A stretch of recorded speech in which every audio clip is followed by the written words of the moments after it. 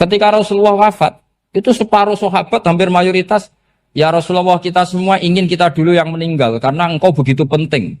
Maka jangan meninggal dulu, kita yang meninggal. Kalau kita yang meninggal itu gak apa-apa, tapi kalau engkau penting, jangan meninggal. Tapi ada saja sahabat, tidak seperti itu. Saya suka Rasulullah meninggal dulu. Alasannya masuk akal. Biar Allah menyaksikan saya kama usaddikuhu hayyan usaddikuhu maitan. Allah biar menyaksikan saya iman kepada Nabi ketika masih hidup. Dan saya buktikan setelah mati pun, setelah meninggal pun, setelah wafat pun, iman. Jadi ternyata baisnya itu supaya orang tahu bahwa iman kita kepada Nabi itu iman yang super. Jika ketika beliau sugeng ya kita iman, setelah wafat juga kita iman. Kai usaddikuhu maitan kama usaddikuhu hayyan. Supaya saya mentasdikkan beliau setelah meninggal sebagaimana kita mentasdikkan beliau saat masih hidup. Dan ternyata Allah ridho dengan perkataan sahabat itu. Kenapa Allah ridho? Karena menjadi pelajaran bagi orang-orang yang ditakdir gak menangi Rasulullah SAW. Tetap mereka ini. Jangan kayak setan itu kurang ajar betul kalau iblis itu. Masyhur itu, iblis itu nangis-nangis dengan Nabi Musa. Iblis itu takutnya sama Allah itu luar biasa, sampean kalah. Iblis itu setiap ketemu malaikat karena dia ngerti alam gaib, mesti apa itu? Kama sali syaitani idz qala lil insani kfur falamma kafara qala inni bari'um minka inni akhafu wa rabbal alamin. Jadi setan iblis itu paling sering bilang inni akhafu wa rabbal alamin karena iblis itu tahu surga, tahu neraka, tahu kekuasaannya Allah. Jadi takutnya sama Allah luar biasa. Makanya setiap dia mengajarkan kekafiran, setelah orang itu kafir gimana? Inni bari'um minka inni akhafu wa rabbal alamin. Saking takutnya sama Allah, suatu saat iblis ini datangi Nabi Musa. Karena tahu Nabi Musa itu kalimullah. Orang yang bisa komunikasi langsung dengan Allah. Ya Musa ya kalim Allah, saya ini makhluk. Saya takutnya sama Allah luar biasa. Tolong rayukan Allah supaya nerima tobat saya. Karena dirayu terus lama-lama Nabi Musa bilang, oke, tak rayukan Allah. Sama Allah. Karena Musa kekasihnya, ya Allah iblis punya ingin tobat. Tolong dikasih hak tobat. Kata Allah, oke. Dia bisa tobat. Asal mau sujud di makamnya Nabi Adam. Karena kesalahannya dia gak mau sujud sama Nabi. Semenang Nabi Musa karena ada cara untuk iblis menjadi tobat. Dikasih tahu sama Nabi Musa.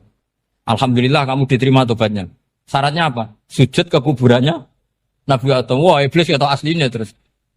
Asjuduhu maitan wa qatla asjuduhu hayyan. Zaman urip aku ora gelem, mbok wis mati. Oh dasar setan itu. Zaman urip aku ora gelem wis mati mbok kon sujud. Kumat maksudnya terus ya sudah terus sampai sekarang akhirnya. Kalau sekarang sudah tidak mungkin lagi karena nggak ada Nabi Musa. Jadi ijtihadnya sahabat melihat wafatnya Rasulullah itu beda-beda dan ternyata semuanya diridhoni Allah.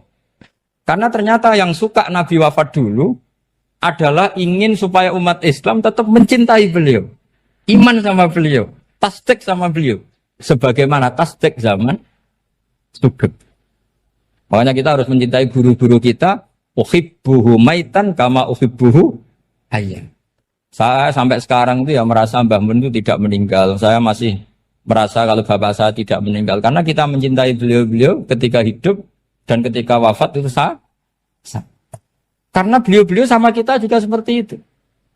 Rasulullah itu ketika mendekati wafat, ya bahasa halusnya intaqala ila rafiqil a'la. Itu Nabi kalau ngedikan tuh rileks sekali. Hayati khairun lakum wa wafati khairun lakum. Cung aku nak uripku ya apik. Engko nak aku wis kapundhut ya apik. Fa amma hayati fali asunna lakum as-sunan. Sebagian riwayat fa innakum tuhadditsuna anni wa uhadditsu ankum. Kalau saya masih hidup, saya bisa mengajarkan kamu sunnah. Mengajarkan kamu tradisi-tradisi yang benar. Dan ketika aku mati, ketika aku sudah wafat, maka saya jejer Allah, kata Nabi. Saya berdampingan dengan Allah, maksudnya dekat Allah. Tentu bila kaifin walan hisab. Terus sudah fa'inna amalakum, amal-amal kamu diperlihatkan ke saya. Belum yang saya sudah dekat Allah, kalau amal kamu baik, saya muji Allah. Kalau amal kamu buruk, saya langsung mintakan ampun kepada Allah. Jadi Nabi rileks sekali. Artinya saya hidup bagus karena bisa ngajarkan kamu as-sunan wa syara'i'. Kalau saya wafat karena saya dekat Allah. Kalau kamu baik, saya muji Allah. Kalau kamu buruk, saya mintakan ampun kepada.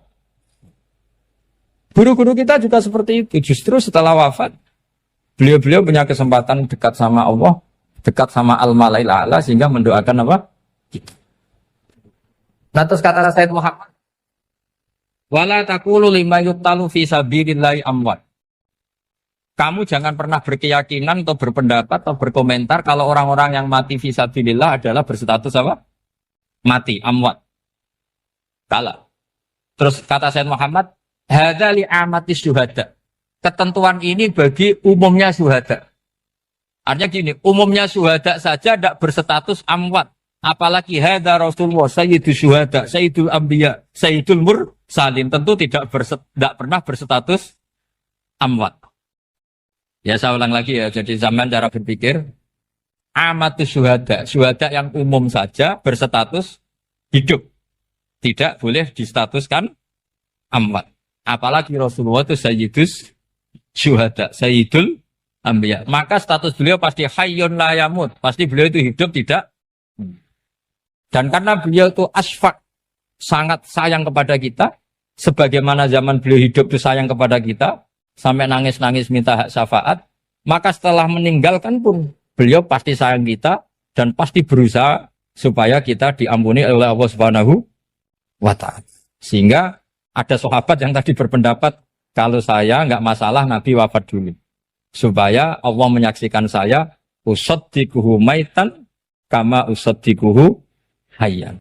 Jadi ini cerita ya, cerita sudut-sudut mana. Fikih itu penting sekali. Kata Sayyid Ali yang Shahibus Simtid Durar itu, wabihi qiwamus syariah. Yang bisa mengawal syariat itu hanya fikih. Fikih itu ya kalau yang paling gampang untuk kita misalnya punya Fathul Qorib, Fathul Mu'in, Fathul Wahab. Tapi yang faham betul, mesti faham itu ngelotok, setengah hafal. Jangan bawa kitabnya tok, sementing sekian semester terus selesai. Itu sama-sama dosa, itu dosanya ya dosa, mahasiswanya juga dosa. Karena sudah terlanjur sarjana agama, ternyata nggak bisa, itu kan mendingan ndak sarjana agama. Itu saya tak cerita sama Kiai Roba, itu ada fatwa kiai juga wali. Suatu saat ada penyanyi dangdut top terkenal di Indonesia itu nyanyi dangdut. Ya penyanyi ya dai. Entah itu hakikat entah majas tidak tahu. Itu kiai itu fatwanya lucu. Kalau kamu datangi dia pas main dangdut masih saya beri izin. Tapi kalau datangi dia pas pengajian itu tak larang kan. Kan santrinya jadi eskal. Ini pas pengajian dilarang, pas dangdutan kok malah dapat izin. Tapi bukan berarti halal ya, dapat izin. Dapat izin kan potensinya bisa karena dilarang lah ya tetap belerot. Terus suatu saat si santri ini setengah wali, tidak wali tapi setengah. Ya. Lama-lama itu memahami gurunya. Memahami gurunya ternyata sirinya begini. Kalau seorang penyanyi yang tidak pernah ngaji, kemudian ngomong agama, itu potensinya itu fadallu wa adallu, sesat dan menyesatkan. Tapi kalau dia sedang nyanyi dangdut, penyanyinya cowok, sama jangan bayangkan dangdut putri, enggak, itu cowok sudah tua lagi. Jadi potensi halalnya ada lah maksudnya untuk, tapi tidak alat musiknya, orangnya. Tapi kalau dia nyanyi, itu paling dosanya hanya nyanyi. Saya ulang lagi, murid tadi akhirnya paham kalau datangi pengajian itu artinya ikrar kalau dia seorang dai atau seorang yang layak ngomong apa? Agama. Itu lebih bahaya karena kita santri, apalagi kita doktor atau MM terus ngekrori orang yang nggak jelas asal usulnya. Tapi kalau nyanyi kan nyanyi saja. Sehingga itu menjadi fikih. Bahaya terbesar dalam fikih adalah apa? Mengkaji fikih tidak dari ahlinya. Ya saya ulang lagi ya, mengkaji fikih tidak dari apa? Ahli. Nah kenapa demikian? Begini, saya beri contoh. Ilmu fikih itu tentu pertama dari Rasulullah SAW. Kemudian bersanad sampai kita atau kita sampai Rasulullah. Itu ngalami sekian ijtihad yang tidak mudah. Saya beri sekian contoh. Dulu Imam Syafi'i itu sukanya sama guru yang miskin, ya karena rata-rata santri juga miskin. Jadi mesti ngidolakan guru yang miskin, karena sesama miskinnya harus berkoalisi. Tapi akhirnya gurunya Imam Syafi'i itu miskin sekali. Namanya Muslim bin Khalid Az-Zanji itu miskin, Sufyan As-Tsauri miskin, Sufyan bin Uyainah miskin. Setelah ngaji di Medina itu Imam Malik itu kaya. Pas itu Imam Malik sudah kaya. Setiap ketemu Imam Syafi'i dikasih uang. Sampai ketika Imam Malik itu bilang, kamu sudah alim, ilmu saya sudah habis, kamu ngaji sama yang lain. Sama siapa? Kata Imam Malik, orang yang sealim saya sudah meninggal, namanya Abu Hanifah. Tapi dia punya murid, namanya Muhammad bin Hasan Asy-Syaibani, kamu ke sana. Terus Imam Malik datang ke Baki. Dulu Baki itu pasar rental, ya Grab lah kira-kira sekarang. Itu mengumumkan, siapa kafilah yang mau ke Irak? Kita ya Imam Malik, dibayari sama Imam Malik. Ini yang antar ke Irak, ke Muhammad bin Hasan Asy-Syaibani. Imam Malik mulai ngeper. Guru saya yang miskin tidak pernah nyangoni, guru-guru saya yang kaya sering nyangoni. Mulai memasalahkan kiai miskin, gitu. Kira-kira seperti itu mulai masalah. Setelah datang ke Irak, di Muhammad bin Hasan Asy-Syaibani itu si Muhammad bin Hasan Asy-Syaibani itu kalau ngitung uang itu di meja tamu. Jadi punya emas lantaan, punya uang. Kira-kira kalau Indonesia punya rupiah, punya dolar, dihitung itu di ruang tamu. Kata Imam Syafi'i, saya dengan Imam Malik saja enggak serik, ini lebih kedonyan lagi kiai. Ngitung uang itu di ruang tamu. Terus akhirnya si Muhammad bin Hasan Asy-Syaibani ini ahlul usul, dia pakar usul. Kamu heran sama saya? Iya, kiai kok kedonyan. Dia ngomong gitu. Tapi kata Muhammad bin Hasan Asy-Syaibani, kalau kiai tidak boleh kaya, dia tak kayak wong fasik. Ben gue demenan, gue mabuk. Oh jangan, nanti dipakai maksiat. Tenjenengan mawon kersane digetoat. Berarti kiai oleh sugih, pun angsal-angsal. Semenjak itu jadi satu fikih bagi Imam Syafi'i. Ternyata kalau mengharamkan kiai sugih, berarti membolehkan yang fasik sugih. Kalau yang fasik sugih bisa dipakai i'anah alal maksiat. Semenjak itu mindset pikiran Imam Syafi'i rubah. Saking rubahnya sampai beliau berpendapat orang bisa beli Alphard, kok beli carry itu haram. Bisa jadi bupati kayak Pak Roba, jadi RT haram. Soalnya gitu. Bisa keren kayak Gus Bak, kok jadi orang pendengar haram. Pokoknya haram terus. Karena dalil beliau al-Islam ya'lu wala yula'aleh. Coba sampean ridho, misalnya jadi orang Gresik dipimpin orang yang enggak sholat, ridho enggak? Enggak. Atau sholat tapi enggak bisa ngaji, ridho enggak? Ketika yang bisa ngaji berpotensi jadi buba, terus keterusan. Karena Imam Syafi'i keterusan, ya umatnya keterusan. Akhirnya orang-orang Syafi'i itu politikus rata-rata. Ya, makanya sampean jangan kaget sama Baruba. Kakak saya wakil bupati ini. Putranya Mbah Mun ada yang wakil apa? Gubernur. Dulu Gus Wahid ya menteri agama. Itu asal usul dari perubahan fikih, mindset, cara berpikir Imam Syafi'i. Jadi dulu itu fikih ditemukan itu jelimet, ada perdebatan. Itu tidak hanya pada level ulama, pada level Nabi pun ada perdebatan. Jadi jangan kira Nabi itu tidak debat, ya debat. Nabi itu asal seangkatan itu mesti debat, termasuk debat dengan malaikat. Jadi kalau perlu ya debat sama apa? Karena malaikat itu kan lugu itu gak iso mikir. Karena kalau malaikat iso mikir bisa jadi rektor. Nanti kasihan Pak Salam ini. Malaikat gak boleh jadi rektor. Malaikat Israel itu gak tahu etika. Jadi beliau ketika mau membunuh, mencabut nyawanya Ibrahim datang, ya Ibrahim saya ini disuruh nyabut nyawa kamu. Kata Ibrahim, wah kamu itu pasti salah. Kamu tahu saya siapa? Saya ini Khalilur Rahman, kekasih Allah. Masa kekasih membunuh yang dikasih? Ini enggak benar, logika itu enggak benar. Pasti kamu salah. Karena Israel itu tidak bisa debat. Ketika ditanya, hal ra'aita khalilan yumitu khalilah. Masa kekasih membunuh yang dikasih? Saya ini Khalilur Rahman. Masa Allah mencintai saya kemudian membunuh saya, itu logika agak benar. Enggak, keliru, kamu itu keliru. Israel akhirnya terbang lagi. Ya Allah, katanya logika saya ini salah. Karena masa kekasih membunuh yang dikasih. Karena Israel nggak pernah sekolah, nggak pernah sekolah. Nggak bisa dia jawab. Akhirnya diajarin Allah. Dah kamu bilang gini ke Ibrahim. Hal ra'aita khalilan yakrahu ayyalqa khalila. Masa kekasih tidak siap ketemu yang dikasih. Dibalik logikanya. Akhirnya datang lagi ke Israel. Kata Allah begini. Masa jenengan kekasihnya tidak siap ketemu yang kau kasih. Oh ya oke, mati gak apa-apa. Jadi ilmu itu ngalamin perdebatan. Jadi saya datang murni karena Kiai Mas Buhin, bukan karena MC. Itu dosa besar kalau saya datang karena MC. Karena saya punya kewajiban yang lebih besar. Jadi yang bisa mengalahkan adalah a'dzama minhu, yang super besar. Karena jelas ada riwayat, inna min abaril birri silatar rojuli ahla wuddi abi.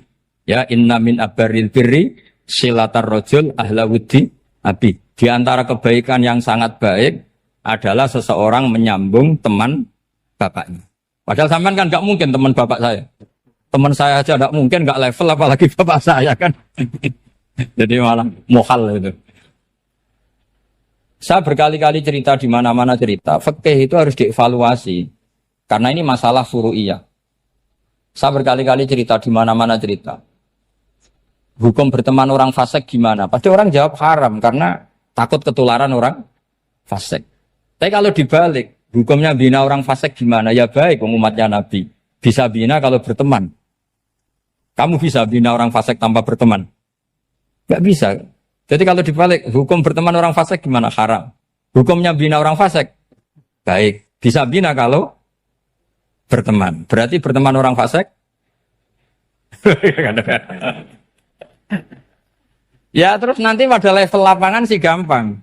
Kalau yang soleh membina yang fasik, dan yang fasik ketularan yang soleh, maka ternyata kalau yang soleh ketularan fasik, ya berarti ternyata buruk.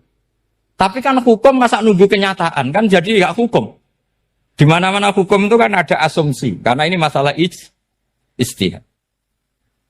Nah itu yang dilakukan para ulama kita. Jadi sampean harus mengkaji fikih secara detail, karena tidak hanya kita yang khilaf.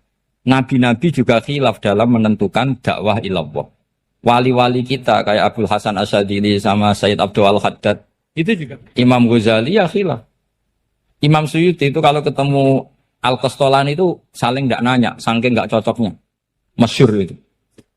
Jadi ulama ora cocok. Bedanya nak saiki perkara partai. Kalau orang gini enggak. Karena pakai asumsi. Pakai asumsi karena memang susah. Ndak misalnya memang tak bedai, tak beri yang di ndak misalnya ada orang rukuk kemudian kentut. Itu sholatnya batal apa enggak? Enggak, jawab saja. Enggak, orang sholat kemudian pas rukuk kentut atau kelihatan auratnya, sholatnya batal apa enggak? Batal. Itu keliru nih sampean, itu salah dosennya mesti itu. Pertanyaannya gini, yang dikatakan sholat itu kan aqwalun wa af'alun muftatahatun bitakbir muftatamatun bitaslim. Lalu ketika sampai rukuk apa sudah namanya sholat sehingga kamu katakan batal? Namanya sholat aja belum kok sudah kamu katakan batal gitu.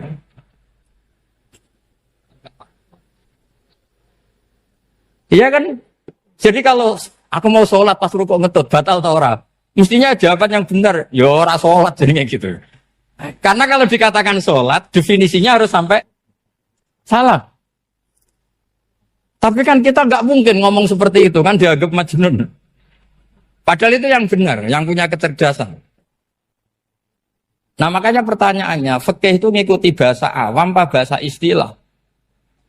Kalau ngikuti bahasa awam ya kayak tadi, sholat kok pas rukuk kentut maka batal. Sebenarnya yang batal itu sholatnya apa rukuknya? Nah makanya terjadi perdebatan. Kalau yang pakar-pakar usuli itu salah istilah itu nggak mau.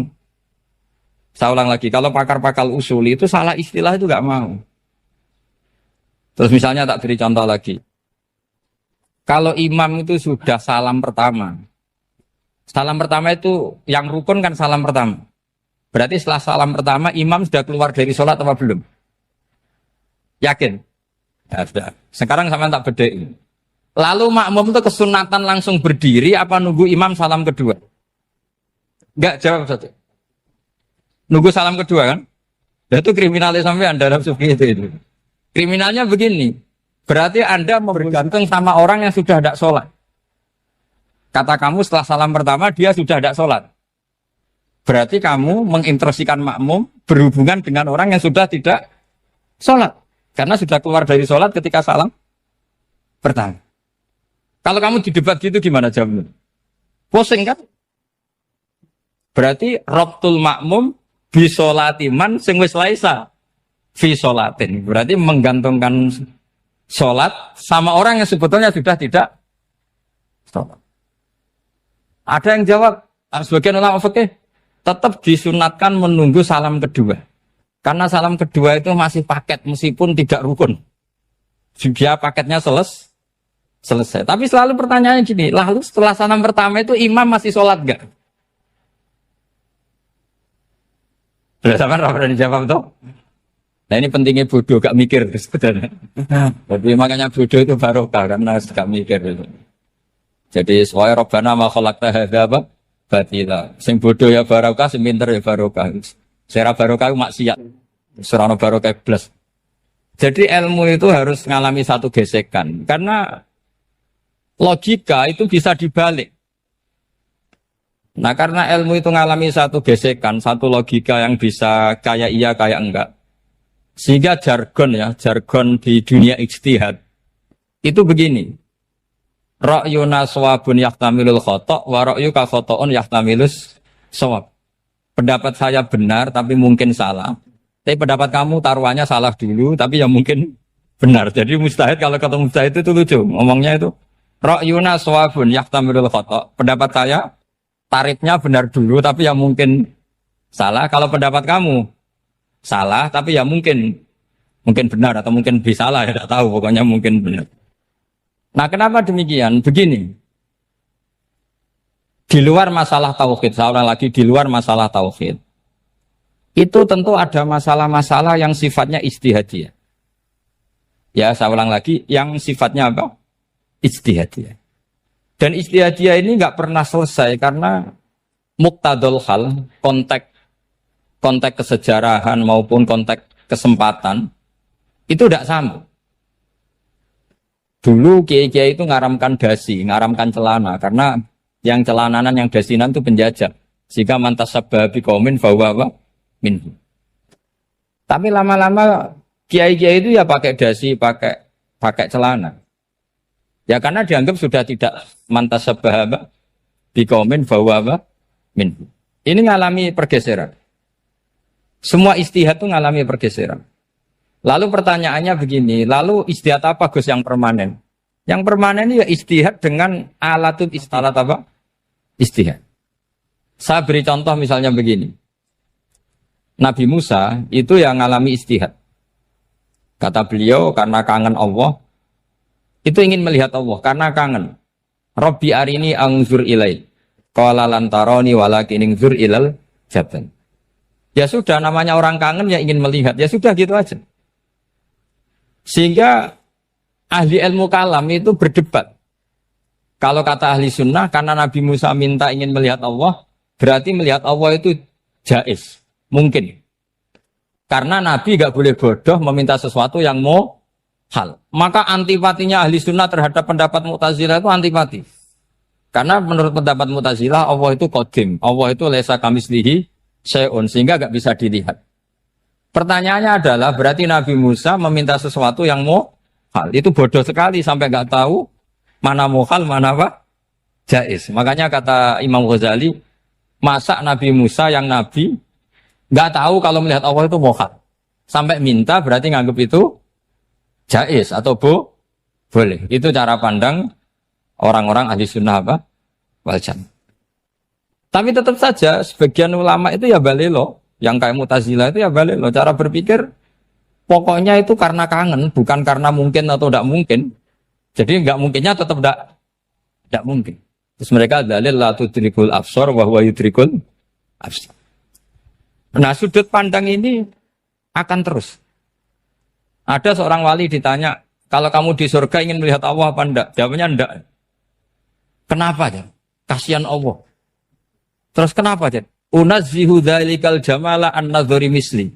Saya tidak ridho Allah yang hebat, yang keren, kemudian sing delok di rumah aku wong resik. Koyo gak ngergani pangeran. Sebenarnya sing delok Allah ben golongane Nabi Muhammad, Nabi Ibrahim, kowe ora usah ngilangi keren. Maksudnya itu. Jadi ada ulama itu jadi wali kalau sholat itu karena di soft belakang. Tapi jangan ditiru.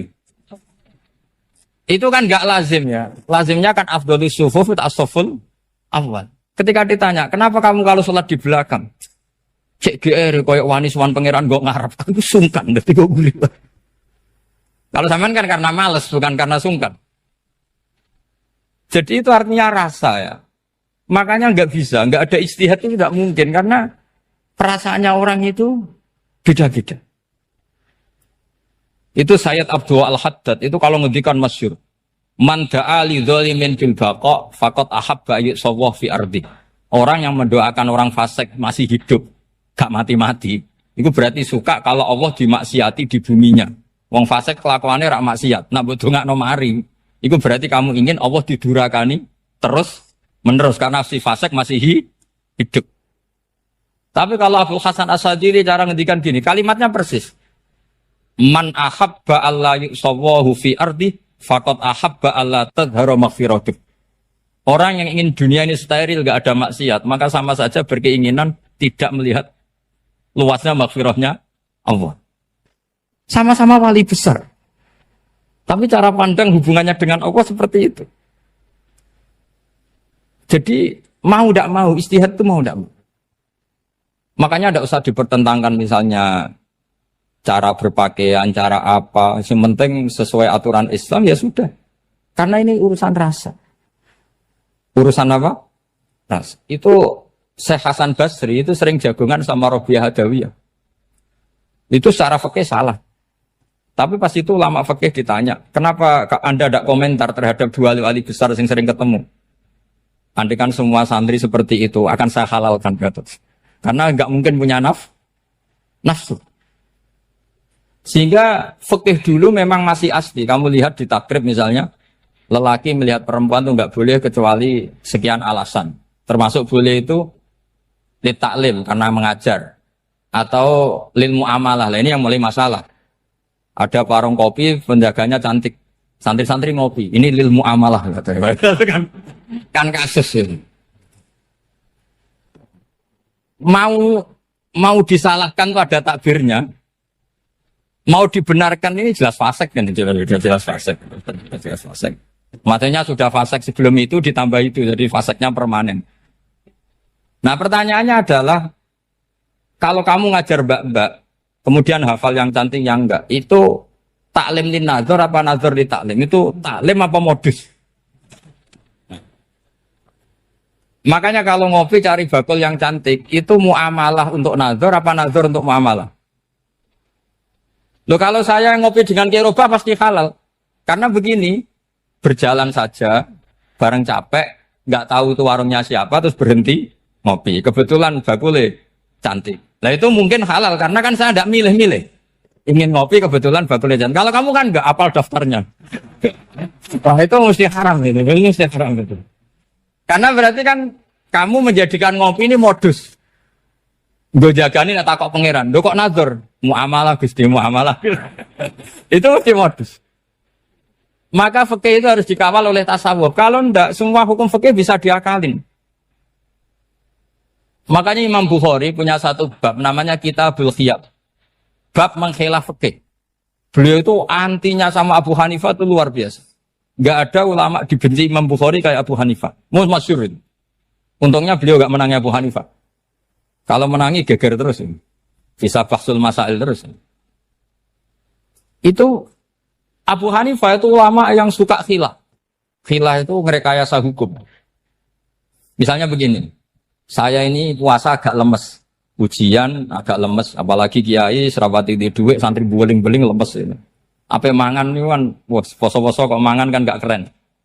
Supaya saya bisa makan dan halal, saya bisa ngajak Kiai Robai ya jalan-jalan. Jalan-jalan nyari yang jarak 2 marhalah, ya sudah. Terus bisa makan. Kalau ditanya Allah kok makan? Musafir. Jadi bolehkah insya safar menciptakan pergi demi untuk supaya boleh iftar? Boleh enggak cara jenengan? Enggak boleh, alasannya apa? Kan pergi. Perginya juga enggak maksiat. Itu khilaf. Tapi Sayyid Muhammad, Abu Ya Sayyid Muhammad, Muhammad bin Alawi, Sayyid Muhammad, itu membela Abu Hanifah. Artinya membela jangan semua khilaf itu diharamkan. Karena itu cara, saya ulang lagi, karena itu cara untuk mengawal bahwa hukum Allah itu luas. Karena kalau nggak ada khilaf itu ya kita kesulitan. Kita kesulitan. Misalnya begini, ini penjelasannya, makanya kita harus sering mendengar. Saya itu dulu masih sangat fikih itu protes, kenapa ada puluhan polisi wanita? Itu kan pekerjaan cowok ya, pekerjaan pria. Tapi setelah mendapat penjelasan dari polisi, itu alasannya masuk akal, Gus. Kadang-kadang orang nakal itu menyembunyikan narkoba, itu di alat wanitanya. Itu kalau semua lelaki, polisi kayak jenengan, itu kan masalah itu. Sehingga memang harus ada polisi wanita, karena sebagian pengedar narkoba itu perempuan dan menyembunyikannya di tempat itu. Kalau semua polisi cowok kan gak kebayang. Sehingga kita akhirnya mendengar, membolehkan polisi itu wanita. Ada wilayah yang harus wanita. Begitu juga ada pertanyaan, kenapa sih dokter kandungan itu cowok? Saya punya banyak santri yang muhibin saya itu dokter kandungan. Tak tanya, kamu itu kok cowok kok jadi dokter kandungan? Kan pekerjaannya seperti itu. Dia jawabnya lucu. Dari 10 yang tes jadi dokter kandungan, itu yang cewek itu lulus 2. Yang cowok lulus semua. Karena ketika cewek dites melihat ketuban pecah darah itu langsung pingsan. Sehingga yang secara psikologi dablek itu kan memang lelaki. Jadi serawongnya sewakit santai. Kadang nggak lahir-lahir dinteni nang jopo rokokan santai. Itu kalau cewek yang jadi dokter kandungan itu nunggu jam 11, jam 4 sudah pingsan. Nah ini cerita, bukan berarti saya menghalalkan, enggak. Kita harus mendengar, saya ulang lagi, kita harus apa? Dan itu setelah mendengar, itu nanti jadi disiplin ilmu, yaitu namanya fikih. Karena ilmu fikih itu sebetulnya gampang. Sampai kalau ngaji i'anah, itu kelihatan fikih itu gampang, karena ada logika yang terbangun. Misalnya begini, orang kalau tawaf itu disuruh agak jauh dari Ka'bah. Jangan sampai nginjak sadarwan. Karena sadarwan itu pondasi itu ikut Ka'bah. Kenapa begitu? Ya jenenge ra muteri Ka'bah, ide-ide Ka'bah.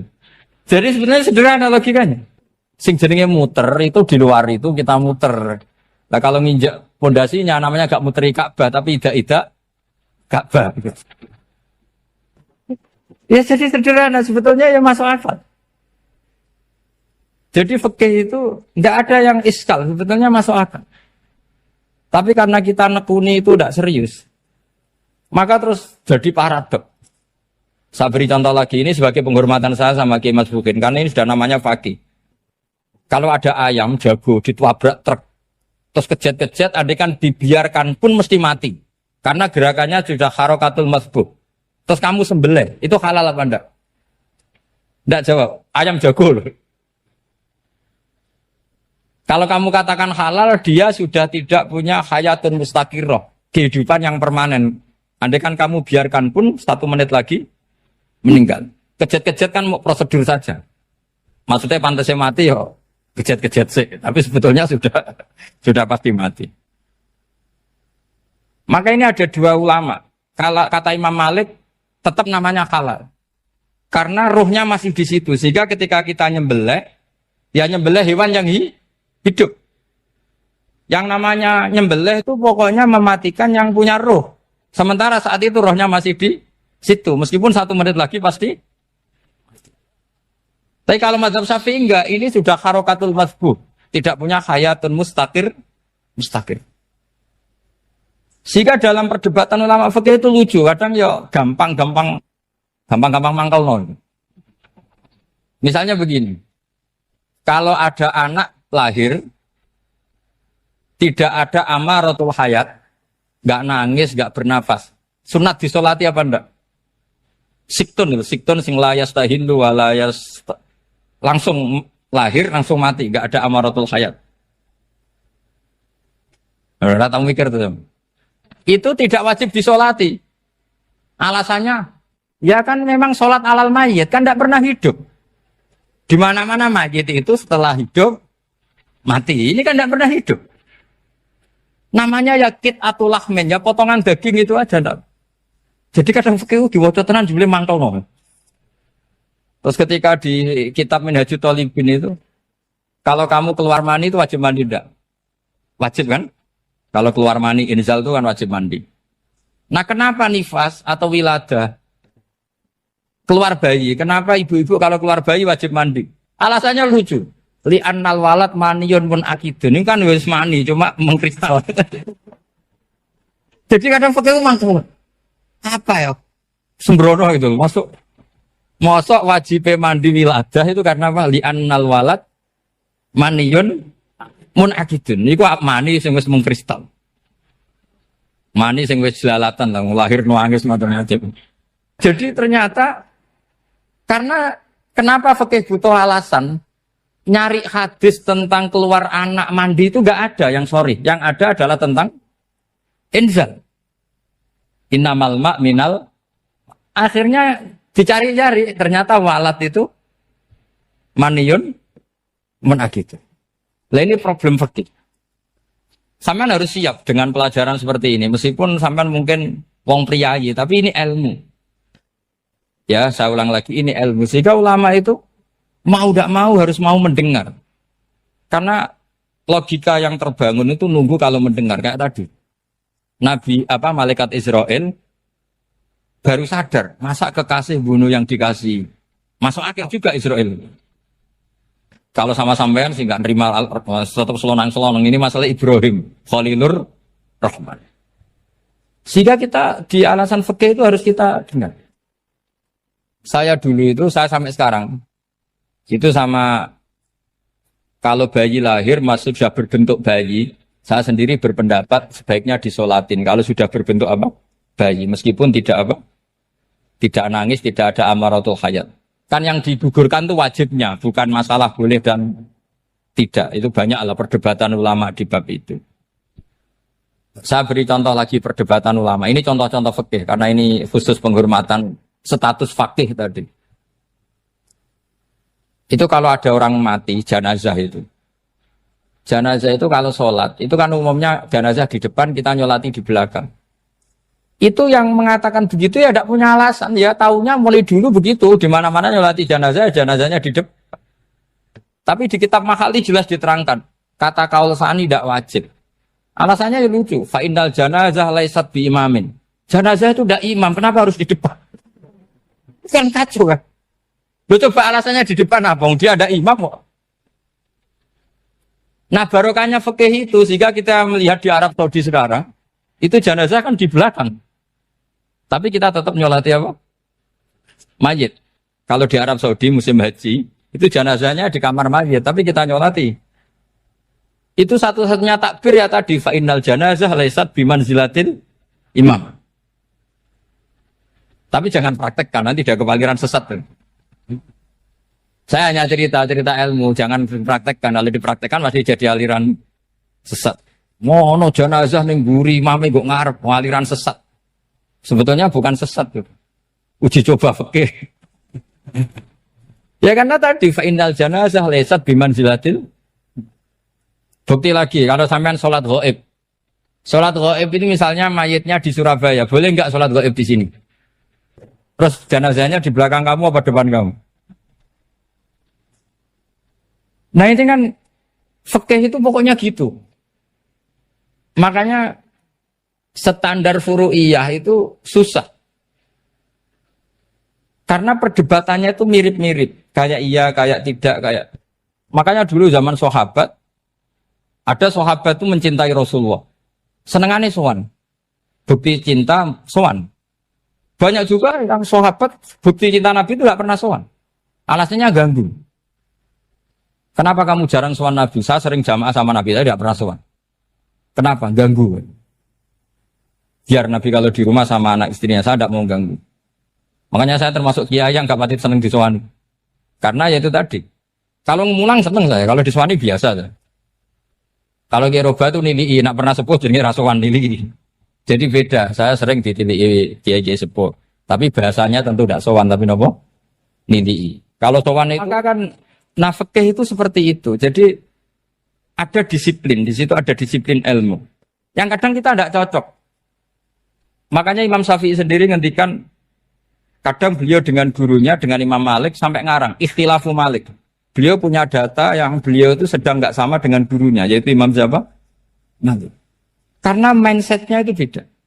Tidak sampai misalnya saya tanya, sholat itu harus menghadap kemana? Tidak, jawab saja. Kiblat kan. Ukurannya apa coba? Namanya madhep. Wajah apa dada? Imam Syafi'i milihnya dada. Sekarang praktekkan dalam dialog keseharian. Saya jagungan sama Kiai Roba seperti ini, terus wajah saya begini, madhep enggak? Nah itu masalah. Terus pertanyaannya, madhep dengan dada itu fis sholat apa fil qiyam?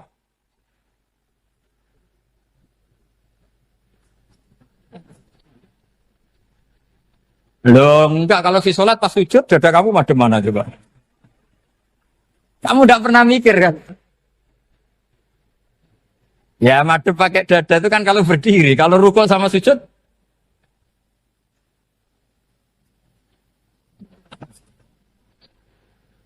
Nah itu ulama itu jelimet gitu.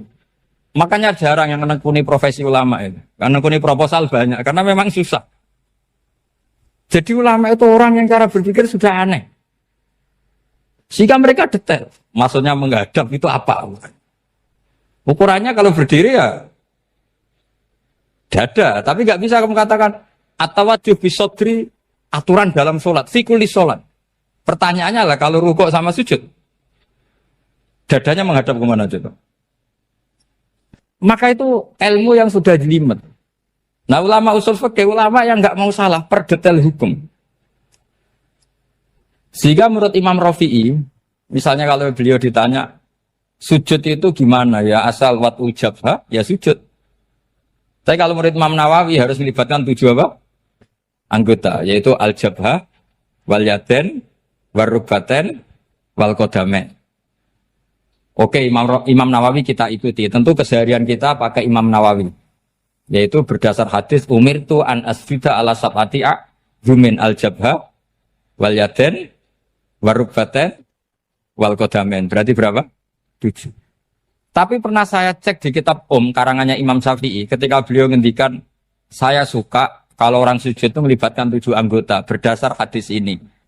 Tapi kata beliau wayah tami itu dan bisa saja sujud yang watul jabhah itu sudah cukup. Terus kata Imam Syafi'i, limada karena Nabi ketika sujud itu hanya ngendikan begini, sajadalaka wajhi wa sam'i wa basori. Gak ada di hadis wayadi, warubati, wakodami. Ya sudah akhirnya. Nah itu sudut pandang. Terus gugatan kedua begini. Ada orang muslim yang sujud sama berhala. Untuk menjadi murtad itu harus 7 anggota apa cukup watul jabhah alal ardi? Untuk sah menjadi murtad itu. Untuk sah menjadi murtad cukup watul jabhah alal ardi harus 7 anggota. Untuk keabsahan murtadnya itu. Tidak jawab. Makanya ini tugas dosen-dosen ini meminterkan ini. Karena namanya sudah faqih. Faqih itu ahli faqih yang detail namanya faqih. Kalau ini mutafaqih. Jadi bukan tafakuha tapi tafakuha. Kayak tamarodon. Jadi wazannya nanti itu wal idhari ma laysa fil waqi'. Jadi ini bukan gojlok, ini memang marah saya ini. Jadi kalau sudah pakai gelar fakih, harus fakih betul. Nah, mohon, kalau mengkaji fikih itu harus detail. Minimal takrib itu setengah hafal. supaya konstruksi ilmu itu utuh. Dan sama lagi konstruksi ilmu itu, karena ilmu itu mesti ada yang apa ya? Ya rodok setengah salah itu, tapi disalahno ora kena. Ndak sampean tak bedheki, nak pancen bener langsung tak angkat jadi direktur. Nak bener tuh. Coba rukun sholat pertama itu apa coba? Rukun sholat pertama. Niat. Niat sama berdiri dulu mana? Ayo niat dulu baru berdiri, apa berdiri dulu baru niat? Berarti niat sama berdiri dulu mana? Rubah kan? Artinya kita mau bilang tartib, urutannya niat, berdiri, takbir, gak bisa. Yang dikatakan niat itu apa?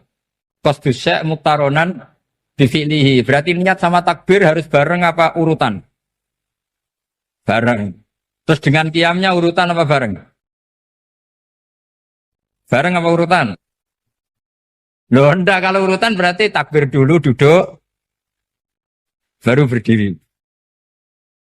Nah maka seperti ini itu mau tidak mau kita salah. Dikatakan tartib ya salah, dikatakan serentak ya salah. Cuma karena kita bodoh, gak tahu mikir itu, alhamdulillah kan di situ itu. Loh coba niat sholat loh, niat takbir qiyam dulu man. Niat takbir qiyam dulu mana coba? Dulu qiyam. Enggak ada kitab yang mengatakan arkanus sholat awaluha. Oh, dianggap kitab kriminal maksudnya. Makanya ngendikane ulama-ulama di sarah-sarah, mau ndak mau sebagian istilah itu tasamuh. Tasamuh itu wis digawe gampang ngono kok repot. Karena kita ndak bisa detailnya. Coba misalnya puasa. Puasa Ramadan itu wajib apa? Tabyitun niat, nginepno niat. Sing darane nginep itu umure lama apa enggak? Lama kan? Sekarang sebelum 2 menit kamu baru niat, sah apa enggak? Sah. Itu sempat nginep apa enggak 2 menit itu? Enggak sempat kan? Jadi ilmu itu, makanya kata ulama-ulama, pokoknya ilmu itu mesti ono unsur tasamuh. Tasamuh itu ya tiga gampang. Apa? Tiga gampang. Misalnya Imam Syafi'i berpendapat, mashu ba'dir roksi. Itu kata beliau, walau sya'rotan fi hadir roksi. Meskipun satu rambut asal masih di wilayah kepala. Tapi kalau rambut itu dikeliwir, dibasuh di sini enggak sah. Karena sudah keluar dari batas apa? Kepala. Imam Syafi'i cara berpikir kan, yes ngene iki jenenge basuh sirah. Tapi cara Abu Hanifah enggak. Ya enggak, yang namanya megang kepala itu ya minimal 1/4. Masa gitu dikatakan megah? Lalu ulama usul fikih itu berdebat. Sesuatu itu sesuai masodaknya. Masodak itu yasduku alaihi kadza.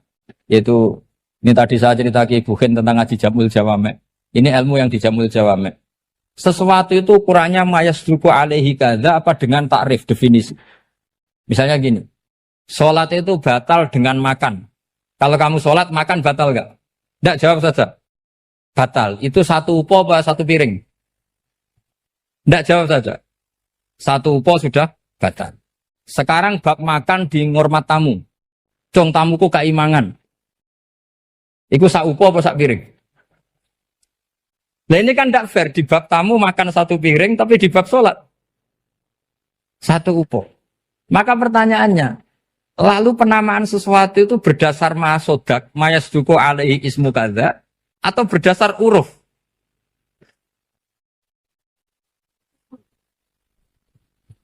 Ukurannya apa coba? Maka terus jadi perdebatan.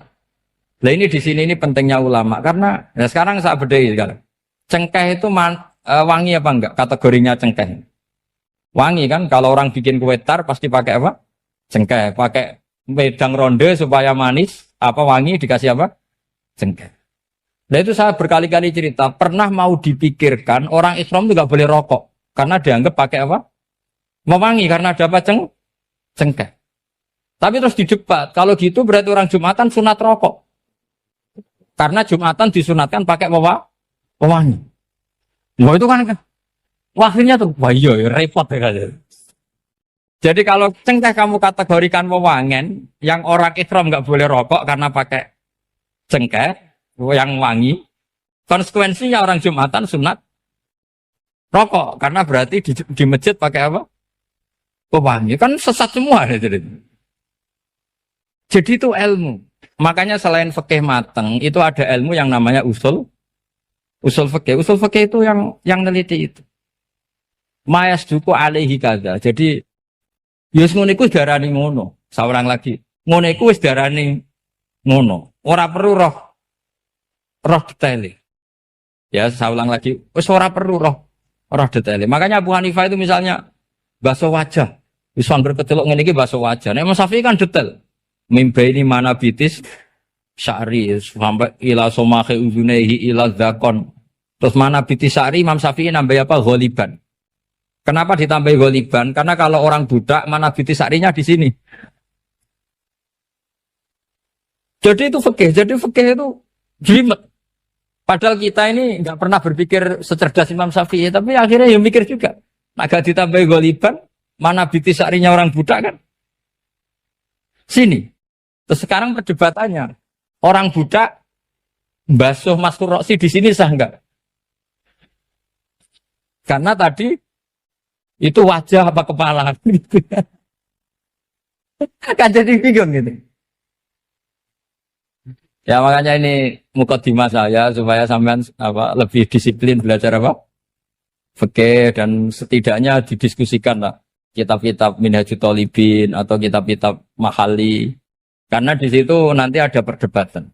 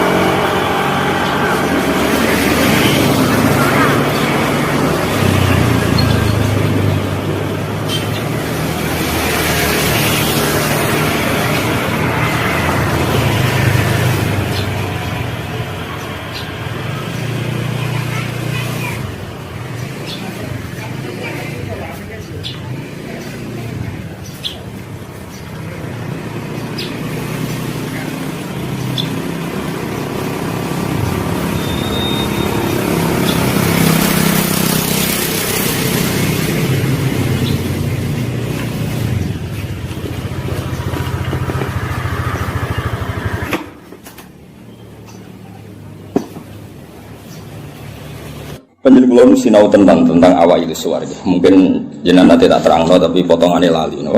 Potongannya lali. Ya kita lali tenan. Ya alhamdulillah jen. Al insan makhluk khata. Ya anggap bae kowe sesuai rencana Tuhan, nak manusa iku makhluk khata. Jadi lalimu ya pantes, salahmu ya pantes. Ora pantes bolak balik. Ora pantes ya. Bolak balik.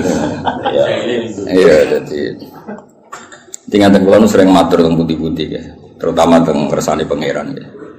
Jadi Quran itu kan turun itu ada muqaddimah, napa? Muqaddimah. Sebab itu lafaz-lafaz sing majmu, ya lafaz-lafaz sing majmu atau mujmal itu punya konstruksinya sendiri karena sebelum itu ada sekian napa? Peristiwa, napa? Ada sekian napa? Peristiwa. Tentu Nabi sebagai Nabi itu oleh orang-orang terpelajar itu diperbandingkan dengan Nabi-Nabi sebelumnya. Ya saya ulang lagi, Nabi sebagai Nabi kan diperbandingkan dengan Nabi-Nabi sebelumnya. Nah Nabi sedurunge itu hasil untuk wahyu, hasil untuk kitab suci. Mulane cucu terus ana kata kadzalika, kaya mengkono-mengkono napa? Kaya mengkono-mengkono. Mergo wis turun ana muqaddimah napa? Ana napa? Muqaddimah. Eling-eling. Lah umpama ora ana muqaddimah kan janggal, wong hal kok ngarep wae. Hal kok ngarep. Ijek kawitan surat. Jaro pas-pasan kan ya bingung. Wong sing ra pas-pasane bingung. Nah, terang no ben kira. Apa ora sing teke ra pas. Luwe parane ana sing teke wae ra pas. Iku malah repot. Ora pas. Pasange salah. Eling-eling, itu penting mergo nggo ngawal Quran, nggih ngawal napa Quran. Jadi termasuk nggo ngawal. Kulo kan sering untuk pertanyaan. Gus katanya Quran itu mubin, kenapa sih ada lafaz-lafaz yang enggak jelas? Enggak jelas itu di eranya itu jelas karena ada konstruksinya, napa? Ada konstruksinya. Misalnya ngaten nggih sing paling terkenal ning era modern. Ya misalnya Mbah Mun sepuh-sepuh sering ngendikan ngono ya ngono tak bojo ngono. Itu kan kalimat sing ora jelas. Ngono ya ngono. Tapi siapapun yang ngerti di komunitas itu di era itu ngerti. Beda blek tapi ojo nganti terus ra tobat. Proposal ya proposal tapi ya dikira-kira. Lah ya sesuai kontak ya seneng babon tapi ya dikira-kira sing gelem kira-kira ya ora melahirkan prahara baru. Sing gelem ya yo apa gelem dirapi bodoni pokoke sing ora lahir prahara ya itu sesuai hukum Islam. Baru sesuai hukum Islam raimu ora sesuai. Akhirnya mundur, mundur.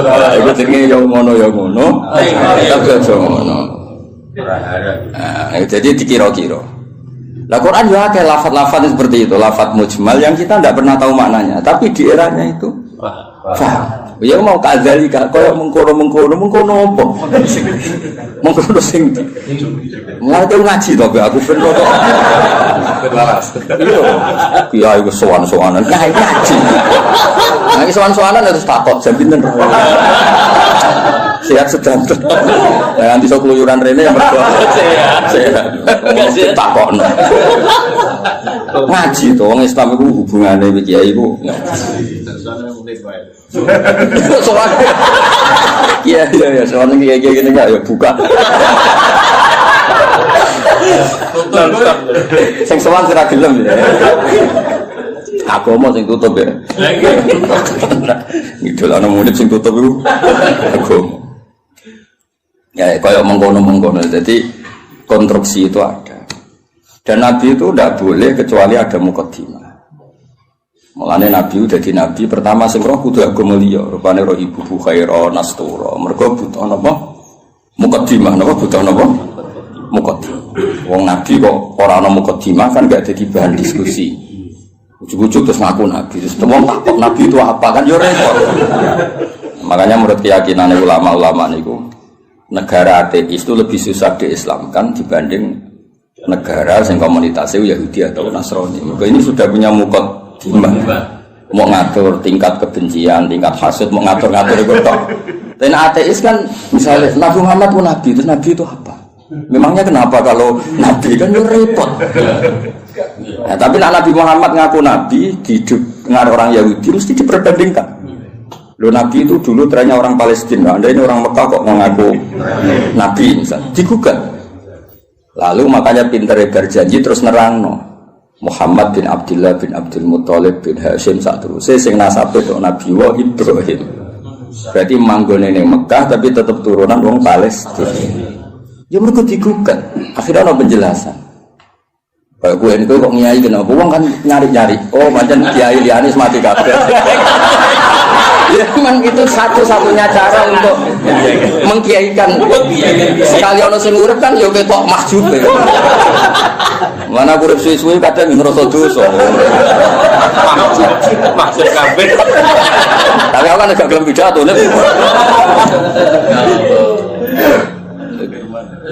Jadi kadzalika kira-kira akhirnya diperbandingkan. Napa?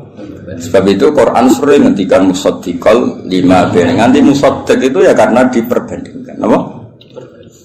Sing kok gawa iku apa, terus pola-pola sosiale piye, terus pola-pola nubuwah iku piye. Akhirnya pola nubuwah digawe kok sandi intelijen. Maksudnya itu gak penting, pola nubuwah itu modelnya gak penting, tapi itu jadi sandi. Misalnya ini contoh paling masyhur. Kan tak kei duwe, ya tak kei wae kudu entuk, napa? Entuk. Tapi Nabi ora oleh dikai duwe istilah sedekah, kudu istilah hadiah. Ya barangnya padha ya duwe misalnya. Sehingga ketika Salman Al-Farisi itu nyari Nabi akhir zaman itu kan sampai ketemu sekian pendeta. Dia ngetes dengan Nabi, Salman itu kan terpelajar sekali, sangat terpelajar. Dia orang Persia. Muhammad, kamu ini orangnya punya tanggungan banyak, punya santri banyak. Kalimatnya kan gitu pertama. Aku dia kurma, kowe santrimu akeh, kowe luwih butuh sedekah iki dikekno. Itu falam ya Musa syai'an itu megang aja Nabi tidak kersa terus namanggil sahabat halumu ila hadattu am serene mangan-mangan cum. Jadi Salman hadihi wahidah ini satu alamat. Setelah itu setelah 1 minggu 2 minggu datang lagi bawa kurma. Ya manggilnya si Muhammad. Ya Muhammad hadiyatun. Ini hadiah untuk kamu. Terus Nabi dahar sidik, seliane dikana sahabat. Orang disimpen. Ya ceritanya ranian nyindir. Tersinggungan sih. Ya rasa sensitif kok wedok iku. Simpen. Simpen lah. Lah kok simpen Nabi ora? Lah ora Nabi. Sing wajib bener ora. Aku ora Nabi. Akhirnya terus hadihi iki lho. Nah itu kan lucu kan, alamatnya menurut gak kerso betul, tapi bagi pelakunya sandi itu penting. Kayak justru di mana-mana sandi itu ya raketoro, no? Ya biasa ya keseharian. Orang terus bulan pecah, apa itu semua mukjizat tidak sandi, namanya, no? Karena terlalu kelihatan. Lo Khadijah itu kan ngaji kitab sama, wus Interpol Khadijah ngaji kitab. Ini kok ngongkon Maisarah, saya Muhammad itu teliti. Nabi tenan ta ora. Padahal dene karo ngongkon Maisarah jeneng lanang apa? Engko nang kowe juga ngawal wedok. Aga Nabi dikawal apa? Maisarah jeneng lanang ngawur. Nang kowe dhewe pengawal wedok alasane Nabi dikawal apa? Maisarah jeneng lanang. Oh, apa? Oh, Islam kuwastari kok. Nggih, Jawa digo wedok. Digo wedok. Arab itu jeneng tak iku Hamzah, Tolha, Maisarah, Hudzaifah, Usama. Aku kiai iku. Aku tangi turu wis nyontokno puluhan. Kowe mikir aku tangi turu gampang. Jeneng lanang sing nganggo apa? Tak. Walhasil itu diteliti. Walhasil suatu saat Nabi itu memaklumatkan diri ketemu Jibril. Khadijah ya lucu. Kemudian ini percaya Nabi Muhammad Nabi beliau kan punya referensi diceritani Maisarah ini. Itu ya dianggap referensi, apa? Barang suatu saat Nabi jadi Nabi tenan. Pas itu kan belum, pas nikah kan belum kan 25 kan. Masih 15 tahun ke depan, 15 tahun ke depan. Padahal Nabi itu tak lucu. Sekamane ya Zauji, kalau nanti ada sohib hukum, nanti ini Jibril sohib hukum datang, kamu bilang ke saya. Ya pas santai-santai kalian Khadijah. Iki Jibril teko. Ya nak, sedikit mandok-mandok. Aku masyhur terus fatahas sarat an khimariha. Ya jika berada dibuka, sebuah piye ceritanya. Ono piye sing rodok ngawur iku rodok semua. Masih dibuka apane soal ono sing dibuka. Terus takoki kan Nabi. Ijek kancamu melayu. Terus absyir kowe sing seneng kowe sing teko ning kowe malaikat tenan ora setan. Kok setan ya tambah delok.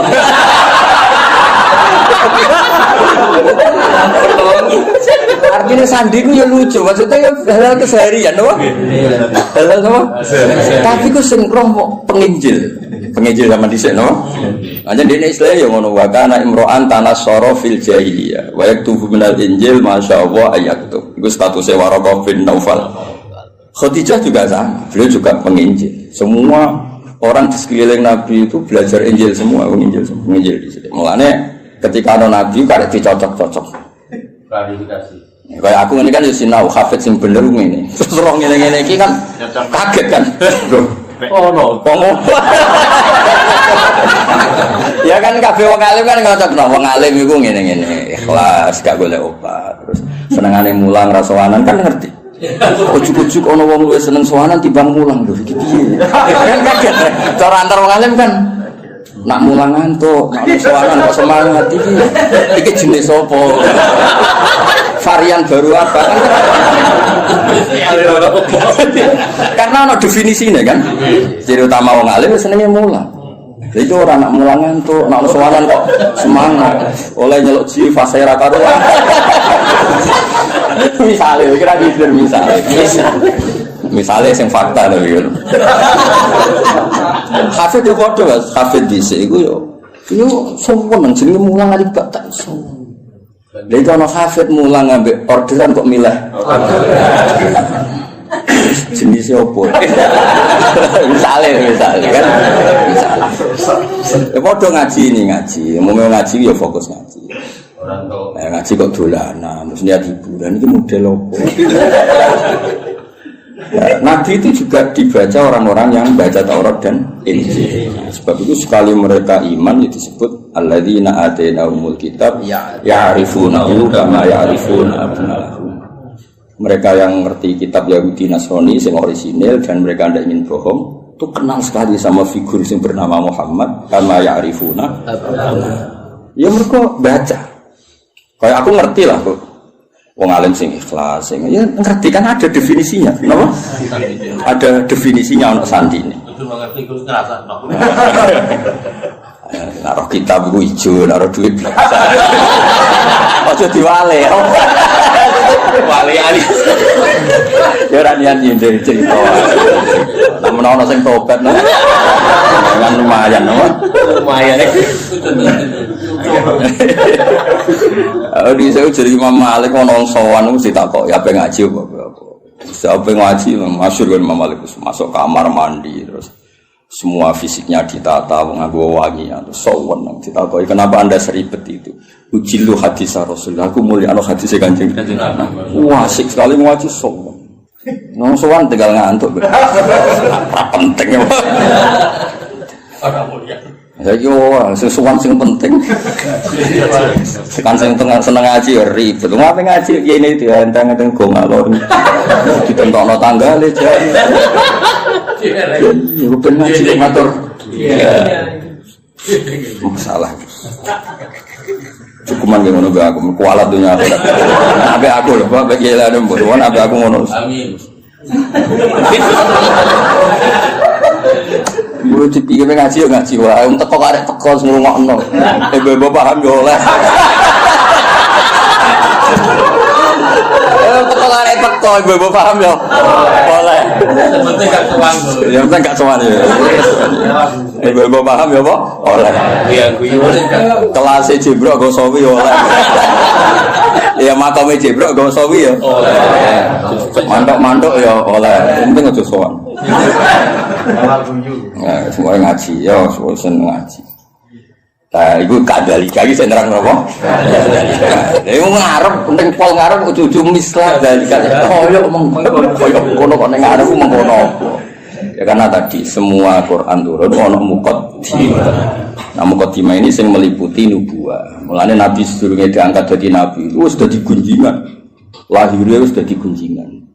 Iki tempat kira tahu kering kok jadi kering. Sebut wahodot napa sawah. Iki tempat kira tahu hancur kok jadi hancur. Terus jadi perdukunan, biasanya ono akses langit, terus saya kira ono akses. Itu mulai lahir wis dadi gunjingan. Gunjingan sak bumi sak langit. Nah, lahir kan biasa. Lahir wong tuamu sumpah mergo darah anyar. Paham ya, mbokmu tambah ngomel-ngomel. Kere dua anak. Tadi lahir wis nggawa musibah, no? Musibah.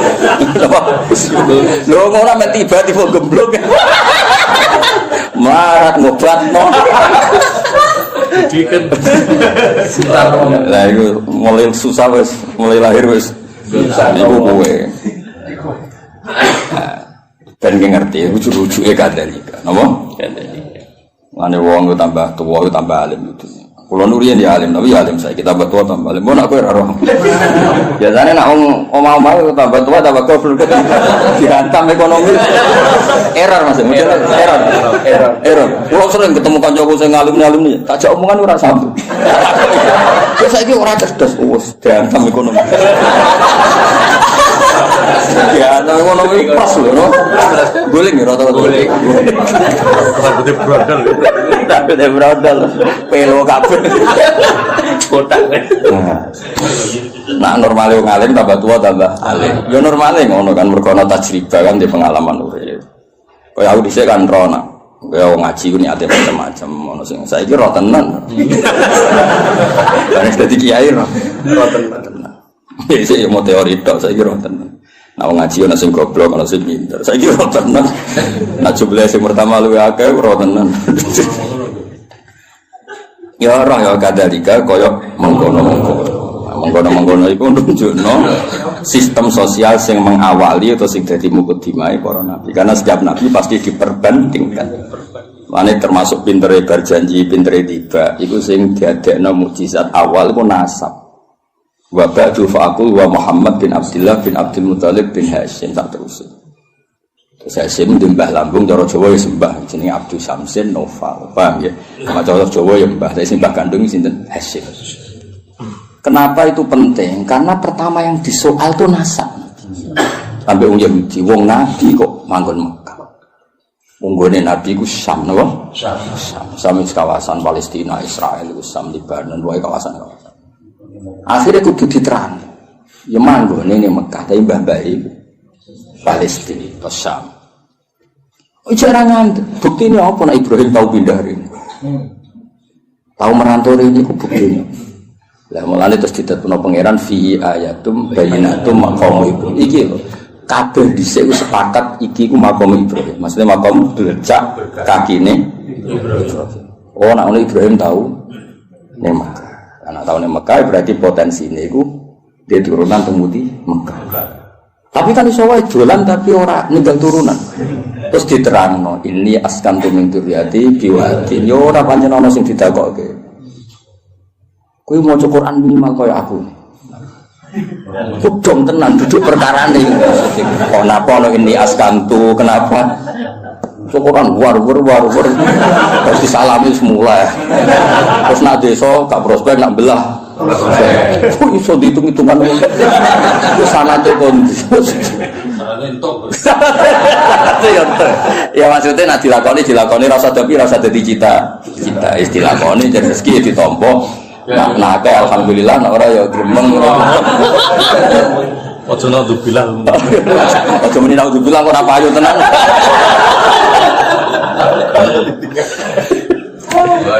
Jadi akhirnya diterangkan mas, ini askantu. Berarti apa? Ada zuriya yang ditinggalkan di situ. Kenapa? Ditinggalkan di situ. Nah, terus akhirnya diketahui Ibrahim dan Ismail. Ismail ketemu suku Jurhum, ini terus nekat, terus ini walhasil. Akhirnya tahu Yahudi ku enggak. Oh nak ngono Muhammad itu dulurku. Podo-podo min dzurriyyati Ibrahim. Terus iman dia kuat. Mulane iman yang Yahudi itu kebanggaan Quran. Iman yang Yahudi itu kebanggaan Quran. Qul kafa billahi baini wa bainakum. Terus dibuatkan sing ngene lho Mas. Qul billahi syaitan wa man indahu ilmul kitab. Saksi guru mau tahu siji Allah, siji Rasul, nomor 3 wa man indahu ilmul kitab. Iku Abdul bin Salam mergo tiyang Yahudi, mantan tiyang Yahudi. Mergo kesaksiane wong terpelajar ini gak wong gurdah. Kenapa milih sawi? Ya ora. Ora ya alasannya ora. Kadang yo nang toko anane iku. Lho aku milih Sawi, beda milih Sawi ku Imam Sawi bangga aku. Mergo aku ya roh tafsir Tobari, Qurtubi roh. Lho kok milih? Berarti dianggap pintar. Paham ya? Nanti kan gak milih. Gawodol. Kadang sih dikai wong berkaji. Seneng kitab buka modal Mas, titip. Mergo dia kaji terus seneng dekne terus titip jitu kok ngaji. Seneng kok ora modal. Cara aku gak masuk. Sudah gelem modal. Ya lengi-lengi. Jadi kabeh ono mukadimah. Lan disebut fihi ayatum bainatum maqam itu. Akhirnya dicek ternyata wong sepakat nek iku jenenge makom Ibrahim. Penting wis sepakat. Mulane kula ana versi aneh-aneh nyun sewu tambah ngurangi hormat. Iku kula ora setuju. Misale versi sunan-sunan. Kabeh wong darani misale Sunan A di tempat ini. Kuwi kudu anut ijma. Gak mungkin jilan anjilin niku bodoni. Misale kabudute wali besar apa wali sapa sing nyeksani pemakaman kan ribuan, no? Ribuan kok ngajak anake jumlahe ribuan, kok ngajak putune jumlahe. Terus kowe otak-atik kemungkinan riwayatul ahad, no? Riwayatul ahad. Ora pase ning kene. Ora opo urip ngene iku. Dong. Lah zaman wong kafir ku jek kafir, darani iki ya makam Ibrahim zaman iki kafir. Zaman nurung roh wong sing jenenge Nabi Muhammad, darani ku ya makam. Lha iku pentingnya wong akeh. Aku yo krungu versi-versi sing sak makam Sunan iki pas ngono iki. Aneh. Kok bisa atau Lah iya kan saya pikir wong saya Gus Safi ki Mansur mati niku mesti wong akeh sing minimal zaman wali ku minimal berbang wali zaman era sunan-sunan minimal wong 1000 juga ribuan lah. Terus bariku pesen nang anake ya dijak ning kono putune yo sampai ila wabina hada. Lah ya nek kowe takok aku misalnya lha makam Ibrahim buktine apa nek iku otentik makam Ibrahim gampang kan zaman wong kafir-kafir wae dan iku makam dan itu mulane disebut riwayat jilin anjilin kabiron an kabirin itu disebut mutawatir. Napa disebut mutawatir? Iku la yumkin tawatuhum alal kisbi atau alal kadzib. Gak mungkin mereka gawe konsensus kepengin bodoh. Mosok koordinasi bodoh ini saiki sampai busik. Kan gak iso koordinasi orang masa lalu kan. Iku iso ngrekayasa saiki tapi kan gak iso ngrekayasa orang dulu. Lan cara kula makam wali songo ya sanut konsensus wae. Wis ora usane. Lah soal kowe saling ngrasa wali, tapi aku muka safah go sering. Ya tak takone ku jin sapa. Sing gawe goro-goro ambek kowe iku jin sapa. Kelakon. Begitu ya. Dong ya. Jadi ben gampang lah. Soal ono versi-versi, ya anggap itu versi tambah ngurangi kurma, tapi kita tetap ngikuti sing konsensus. Napa? Konsensus. Kalau sing ono jaminan latas tabu ummati ala dolala, gak mungkin konsensus. Ya kalau ini kita wong ya konsensus. Sing ngaji jalan tenan misalnya kayak nom ya aku. Ya soalnya jadi versi saged ae mundhik. Ya lakon iki. Konsensus satu lakon. Lakon iki. Paham ya? Lah nek wong akeh ini kan mosok sak menaki bodho kabeh. Dong ya. Nah, jadi gue ngerti kena apa kok kita ya percaya itu makam napa Ibrahim wong zaman wong kafir wae percaya. Nah iku Ka'bah iki makam. Buktine wong kafir percaya ngene. Lan jegeman ke nyalano pangeran. Berhala iku salah, sekarang berhala ora salah. Tapi dia nyalano pangeran kok tahu ono peristiwa berhala pinggire Ka'bah iku nyalano pangeran. Justru itu bukti nak Ka'bah kok risine wong kafir udah kok pangeran ben pangeran entuk barokah ya lucu. Wong pangeran kok buta barokah ya lucu asline. Ben pangeran iki entuk barokah tidak kok pinggire Ka'bah. Ya rada aneh. Tapi iku tetep penting. Pentingnya iku berarti nak iku Ka'bah iku mujmal. Wong kafir wae ikrar nek iku buktine iku nak nyowano yo kafir. Bedane kan lucu. Paham ya? Dia ngomong, ya bro itu salah. Tapi dia nyalano pangeran kok tahu gawe peristiwa iku. Dong. Paham ya? Jadi orang berorang di kono itu salah. Tapi dia tahu nyalano pangeran. Kenapa pernah bikin peristiwa ini? Itu penting kok beda di ijma lah. Ka'bah yang ning kono iku hatta indal kufar apa hatta indal kufar.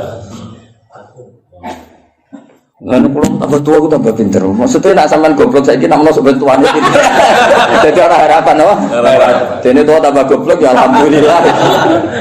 Ya jeneng alhamdulillah tetep lillah kan piye menah ora alhamdulillah. Kowe goblok ya alhamdulillah pinter ya. Masa alhamdulillah Zaidin. Nah, ana kok protes. Goblok alhamdulillah wis apa ora apa. Alhamdulillah. Ya jadi pangeran itu. Nah lucunya terus wong Mekah ya padha. Mereka itu bangga nak. Jadi anggap turunan Nabi Ibrahim.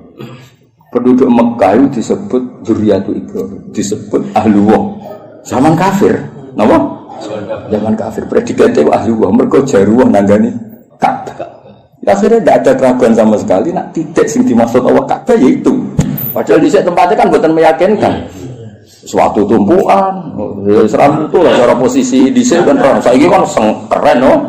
Tiga hotel jago, ngambung bayar, macam-macam lah kan keren, no? Ono astari kan ketara nak ikut kafe di sini murah. Terus mau waktu tumpuan terus. Iya, tahu kena banjir barang, semua ribet tuh. Kalau tadi gue diantar terus. Ya itu pentingnya ngaji ilmu usul fikih. Nanti kalau suwon nah, yang senang tafsir itu ya ngelokok usul fikih karena konstruksi usul fikih itu yang bisa mengawal kue jadi. Ngopen ahli tafsir mau sinau sawidak ora iso. Kudu ahli usul fikih sing ilmune ruwet. Sing ilmune ruwet. Zikrus sa iku nafsun diwirihi au mujarradu zikri. Semua ngomong jadi zikrus sa iku niate nafsun diwirihi apa ilingem iku perkara sae. Apa yang mau kepengen ngomong terus geger kan lah anak niate nafsu diwiri iku nglahirno mafhum mukhalafah nah ora yo nek maca raine tok jujus al mantuq wal mafhum al mantuq madalla alaihi lafzi madalla alafzu fi mahallin nutqi wal mafhum iku ora fi mahallin nutqi mahal kok mahallun nutqi. Ya misalnya ini contohnya ya, aku misalnya di acara terus aku ngomong ini Zaidun, saya itu teko. Isowah ngomong Zaidun kok ilingku itu Zaid itu orang unik lah. Di kritik lucu, jadi aku yang untuk menulis Zaidun. Nak niatnya bergoyang gak nafek no rawi ke Mansur ke Safi, paham ya? Tapi nak niatnya Zaidun nafek no liane ora teko, lalu di mafhum mukhalafah. Misalnya Gus Muni Gus Ba ngendikan Zaidun, berarti sing liyane Zaid ora teko. Iku penting usul fikih.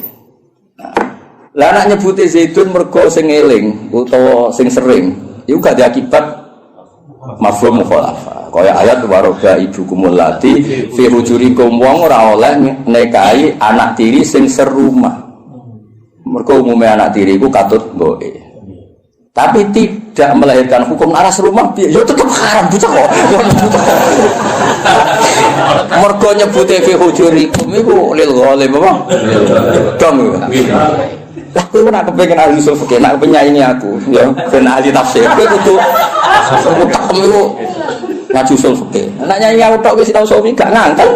Bener nggak? Cuk waduh cuk. Boten iki buat kompetisi to. Wa fi dzalika falyatana fasil. Terus usul. Ya minimal lu bulu usul jamul jame terus. Terus kok sing usul fikih kok itulah kam. Terus soal aku. Mau dibangkus.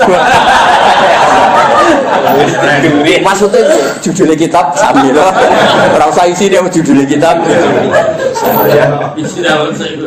Jadi usul fikih itu yang mengawal teori-teori yang disebut ning Quran ning hadis. Karena itu yang perangkat muqaddimah, perangkat muqaddimah. Ya misalnya wong orang zikrul badi wa iradatil qul. Misalnya wa antasma'u bainal ukhtain. Ukhtain itu disebut mereka umumnya wong misalnya Rabi Mbak Yune kadang getun mereka roh hadiah itu luwe ayu Rabi-rabi itu kadang getun jebule ayu jadi sempotensi kepikiran itu antas ma'u benal ukhtain nah sok benal mar'ati wajad dadi ya luwe era wis umur 70 kan ya ora kepikiran kowe ngrabi cawe itu plus error tapi tetep ae wa antas ma'u benal ukhtain min itlaqil badi wa iradatil qul sing haram ora mung bainal ukhtain. Kowe ngrabi Sri plus budine ya ora oleh, plus duwike ya ora oleh. Plus bae ora usah ora oleh ya. Mau ya. Dong. Lah akhirnya lafaz ukhtain ini disebut karena apa? disebut karena golipe lanangan kaya kowe iku sering kepikiran rabi adik getun mergo ayu. Rabi bae getun ora sabar sithik kabeh. Lanangan kelakuan ngono akeh gak? Akeh gak? Blangkrak. Wali murid walian akeh Mas. Pas lamaran ngejokno adike, pas akad. Mbak Yune. Akeh gak sing kebodoh lho. Nggih, lamaran ngejokno adike, pas akad. Wah. Lah iki ngono kan ruwet to. Dadi sempet pansi ku benal. Mbak Yune. Dong ya. Lah nek misale kowe terus goblok ora usul fikih. Sing haram bena ukhtan ora ukhtan yo halal. Goblok yakin.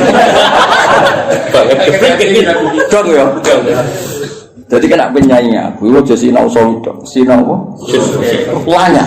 Luanya. Ngono lah sono. 7 tahun, Gus. Mati-mati menurut. Saingannya berat kok. Mati bener-bener. Begitu.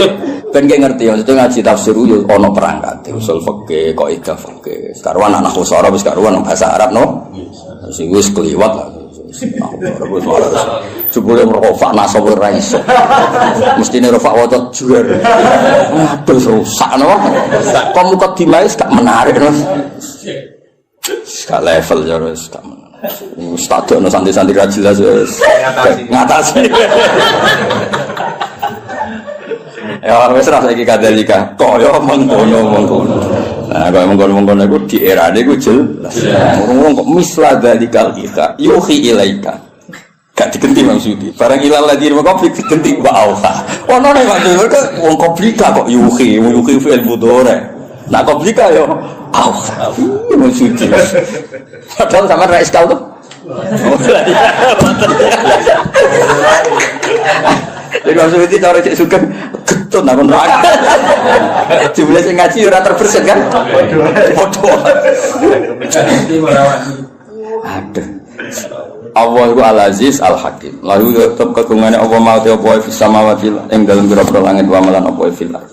Ya kira dadi kenapa berjanji tiba kitab-kitab madaih cerita wa ba'du faqul wa Muhammad bin Abdullah bin Abdul Muthalib itu penting untuk perlawanan terhadap orang itu sing disoal wong Yahudi asal usul Kanjeng Nabi. Mergo trene Nabi sangka napa syah.